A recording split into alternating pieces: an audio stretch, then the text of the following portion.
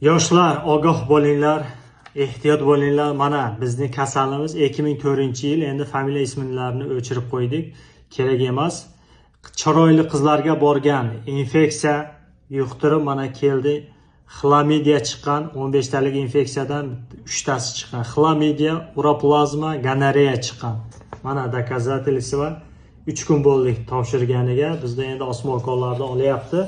İnşallah harakat qilamiz lecheniya qilishga, lecheniyasi qiyinroq bo'ladi-yu. Harakat qilamiz. Nima demoqchiman? Mana yoshlar kelib Moskva shahrida, Piterda kelib ishlayapsizlar, kuniga 4000-5000 topayapsizlar.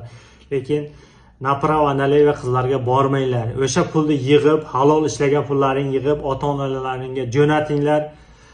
Ular borib bitta yaxshi qizni topsin, uylaninglar.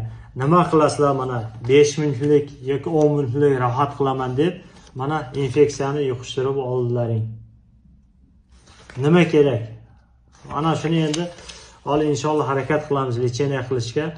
Mana shu videoni kim ko'rayotgan bo'lsa, yoshlar maksimalni tarqatinglar, podelitsiya qilinglar, kommentariy yozinglar, harakat qilinglarki, ko'proq mana shu videoni istoriya qilinglar, odamlar ko'proq ko'rsin.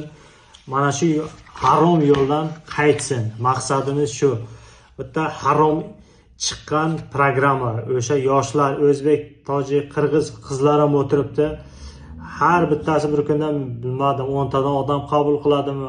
Ularda hamma infeksiya bor, VICH, spid ham bor, sifilis ham bor, gonoreya, xlamidiya, hamma infeksiyalar bor.